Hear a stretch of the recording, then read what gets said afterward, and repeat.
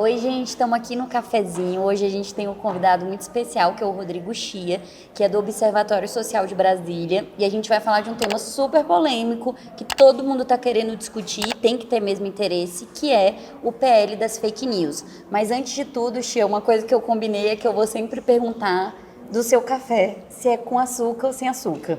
O meu sempre sem açúcar. Então ele é do meu time oficialmente. E agora a gente tem que ir pro assunto de Vamos verdade. lá. Bora lá? Que eu queria assim perguntar para você. Eu sinto que a internet, pelo menos na minha percepção, ela não é um lugar sem lei. A gente tem que ter no ambiente virtual as mesmas legislações, as mesmas regras do que é crime, o que não é, o que é falsificação e o que não é. Agora o grande ponto é que a gente socialmente não estava preparado para isso. Então, até o momento que a gente chegou, a gente não viu se criar legislações específicas para isso. A gente tem um marco civil da internet e com os atentados, com as denúncias, com os crimes de ódio, a gente percebeu que o ambiente virtual ele ainda está muito, muito vulnerável. Queria saber para você qual a importância nesse cenário do PL das fake news e, assim, o que tem de positivo e de negativo nessa proposta. Eu acho que você colocou assim um ponto central. A gente está atrasado nisso, né? Infelizmente, às vezes a gente só reage quando começa a se acumular os casos, né? Então a gente tem casos de crimes, de fake news que interferem até em eleições, enfim, de pedofilia, né? Coisas horríveis que acabam chamando atenção e aí a gente sai dessa situação que antes era de uma certa inércia, de tá legal, eu gosto de liberdade, para a gente cair na real e perceber, não dá para funcionar assim. A gente precisa ter um mínimo de regra, ainda que a gente tenha as leis gerais que se aplicam em tese, né, à internet, às redes sociais, a gente vai precisar de regra. Então eu acho que esse debate que começou, na verdade, já há 3 anos, né, com o projeto, e que agora está voltando com força, é muito importante, já está atrasado. É claro que vai haver divergência em relação a alguns pontos, mas a gente não pode mais demorar. Estou vendo aí que há uma proposta de ficar, vamos debater mais, vamos dar mais tempo. A gente já está muito atrasado nisso. Outros países, a União Europeia, já estão bem mais avançados, inclusive com regras bastante parecidas com as que estão sendo propostas, e já passou da hora. Eu acho que é o momento certo para isso, né? E acho que o projeto está bem maduro. Sempre vai ter um ponto ou outro, né, que causa mais divergência, mas no geral ele está bem maduro e precisa ser, né, aprovado e entrar em vigor. Tem até uma coisa interessante que você comentou aí, que é sobre o tempo que esse projeto está aqui. Porque uma coisa que a gente fica escutando na internet é que as pessoas não entendem muito do processo legislativo. Elas falam assim, foi pedido caráter de urgência, isso tem que ser discutido. E aí vale sempre ressaltar que esse projeto, todo projeto tem um ano ali no final, né?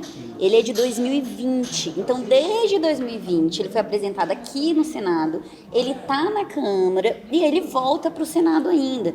Então assim, tem um tempo de discussão. Quando a gente pede esse caráter de urgência é para que ele entre obrigatoriamente na pauta para a votação no plenário, mas não significa que começou do zero, né? Que esse projeto apareceu agora.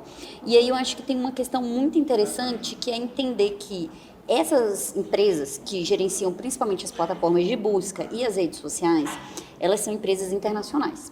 Então elas funcionam em vários países, mas elas precisam respeitar a legislação local. E aí a gente tem uma questão que hoje tem um monopólio de uma empresa, do Google, hoje tem um monopólio do Meta, só que isso pode mudar, pode vir a outra empresa. E se a gente não tem uma regra de funcionamento, a gente acaba fazendo com que essas empresas tenham o direito, por exemplo, de lucrar em cima de conteúdo patrocinado de suicídio, de crimes de pedofilia e vários outros assuntos. Eu pelo menos, entendo que a regulamentação ela é importante para trazer transparência de forma formal. A gente não pode contar com a transparência de uma empresa, por mais que uma empresa seja boa. Como que você vê essa relação assim de lucro, empresas, que são essas big empresas de tecnologia, eles chamam de big techs, né? Isso. Que está popular agora, e a questão da transparência. Esse ponto que você colocou é muito importante, né? A lei não é feita para uma empresa. Essas são as empresas que estão aí no momento. Você citou, né, a Meta, citou o Google. Daqui a 5 anos ou 10 anos, pode haver outras empresas. A gente já teve isso nas próprias redes sociais, na TikTok, tomou assim, né, de uma maneira relativamente rápida e grande fatia do mercado. Então, a legislação não é feita para empresas específicas, ainda que elas acabem sendo suas interlocutoras naquele momento. E a gente não pode deixar, né, essa ideia de que uma empresa com que a gente simpatize está ali no momento, fazer a gente crer que elas vão fazer a coisa certa voluntariamente, né? Eu não sou a favor de excesso de legislação. Eu acho que legislação, às vezes a gente se ilude, acha que a legislação por si só vai resolver os problemas, isso não é verdade. Por outro lado, a gente também não pode ter um campo totalmente desregulado. A gente precisa saber quais são os interesses dessas empresas, quais são os investimentos, com que ela ganha dinheiro. Muita gente não se dá conta desse ponto que você colocou, de que elas ganham dinheiro com muita gente vendo vídeo de suicídio. Elas ganham dinheiro com muita gente vendo tutorial de como se automutilar. Né? A gente precisa que as pessoas saibam disso e percebam a gravidade disso tudo. Então, a lei, né, ela tem lá no início, o nome dela é Lei de Liberdade, Responsabilidade e Transparência, como você colocou. Eu, como adoro transparência, eu acho que esse é um ponto fundamental. É deixar as coisas mais claras, saber por que certas coisas são feitas, como é que o algoritmo funciona, para a gente poder, inclusive, opinar e, se for o caso, em situações limites, forçar, né, com base na lei, óbvio, forçar a que determinadas condutas sejam corrigidas. Ah, perfeito. Na verdade, esse papo eu acho que a gente conseguiria alongar ele por muito tempo, mas a gente sabe que internet, o tempo é sempre curto. E eu vou te fazer uma pergunta, que é uma pergunta que, na verdade, vale para todo mundo que assiste esse vídeo. Vamos esquecer que nosso café amargo é gostoso, porque café amargo é muito gostoso, mas se você tivesse que considerar em relação à lei, você falou muito bem, é uma lei que fala sobre transparência e liberdade, e não uma lei que fala de fake news, ela é contrária às fake news. Se você tiver que avaliar essa lei, você acha ela uma lei amarga ou uma lei doce pra gente?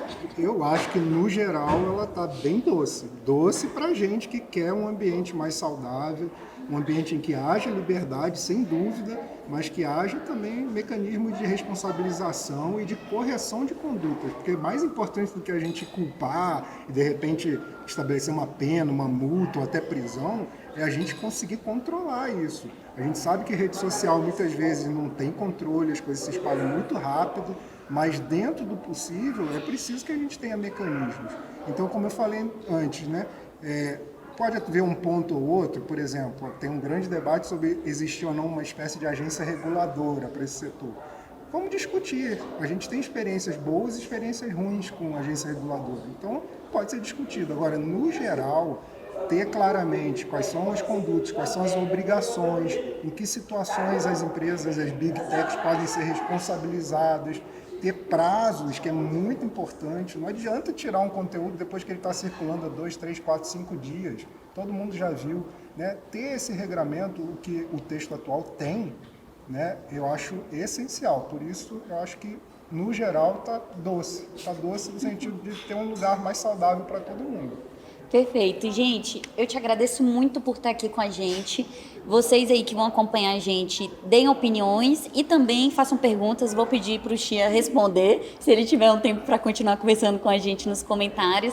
E depois a gente volta com mais cafezinho sobre assunto que é muito importante, não só do ponto de vista legislativo da casa, mas é importante pensando na nossa vida e na nossa sociedade. Obrigada. Obrigado, Tainara, pelo espaço. Um abraço para todo mundo.